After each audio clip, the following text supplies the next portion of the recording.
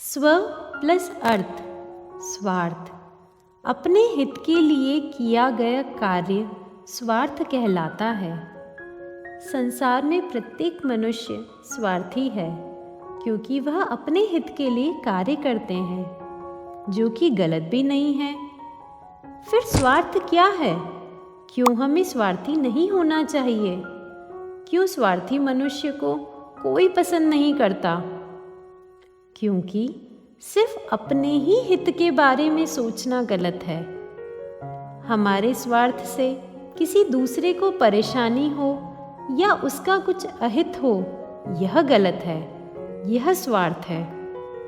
हमें जीवन में इस बात का ख्याल रखना चाहिए कि अगर हम किसी के साथ गलत बर्ताव करते हैं तो वह भी हमारे साथ वैसा ही व्यवहार करेगा।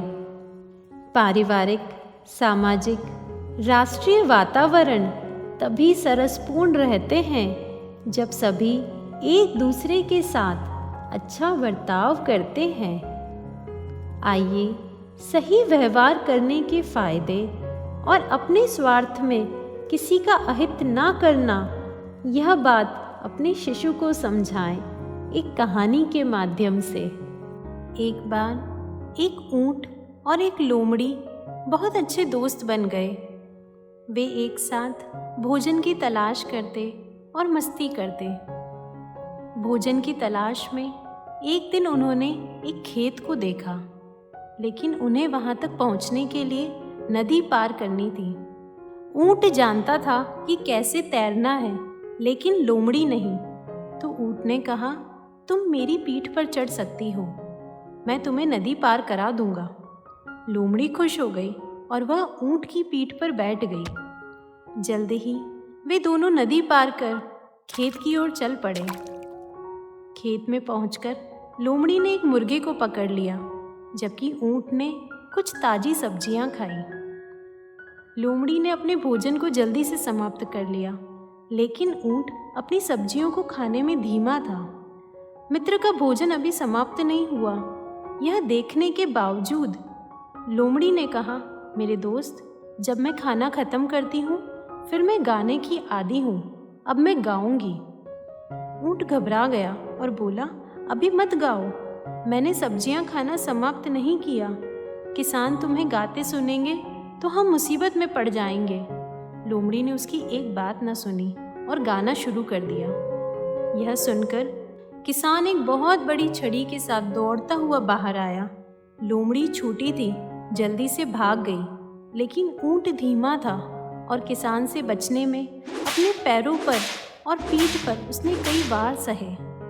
जब ऊंट नदी में वापस आया तो लोमड़ी उसकी प्रतीक्षा कर रही थी।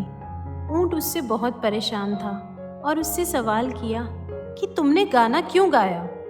लोमड़ी ने जवाब दिया, क्योंकि यह एक प्रथा है, अब मुझे अपनी पीठ पर बैठा लो ताकि हम वापस जा सकें। ऊंट ने कुछ ज़्यादा नहीं कहा और उसे अपनी पीठ पर चढ़ने दिया। ऊंट धीरे धीरे नदी पार करने लगा और जैसे ही वे नदी के आधे रास्ते पर पहुँचे, ऊंट रुक गया और बोला, भोजन के बाद मैं स्नान करने का आदी हूँ। यह सुनकर लोमड़ी डर गई, क्योंकि वे नदी के बीच में थे जहाँ पानी गहरा था और लोमड़ी आसानी से डूब सकती थी। उसने निवेदन किया, कृपया यहाँ स्नान न करें, अगर आप नहाते हैं तो मैं नदी में डूब जाऊंगी। ऊंट ने उसे नज़रअंदाज कर दिया और नदी में अपनी पीठ को गहराई तक उतारा।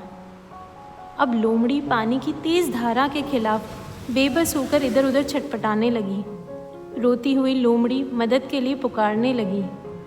ऊंट ने उठकर कहा, क्या तुम समझ गई? क्या तुम्हें खेद है?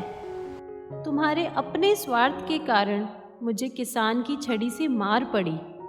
हाँ, मुझे अपनी गलती का एहसास हुआ है, मुझे माफ़ कर दो। ऊंट को दया आ गई और नदी के पार उसको ले जाकर गर्म घास पे चढ़ा दिया। कभी किसी को स्वार्थी नहीं होना चाहिए और यह जानना चाहिए कि यदि आप किसी के साथ गलत करते हैं तो अन्य आपके साथ गलत कर सकते हैं। इसलिए आप दूसरों के साथ कैसा व्यवहार करते हैं, इसके बारे में सदैव सावधान रहें। महापुरुषों ने सही कहा है, दूसरों के साथ वह व्यवहार कभी ना करो जो तुम्हें अपने लिए पसंद नहीं।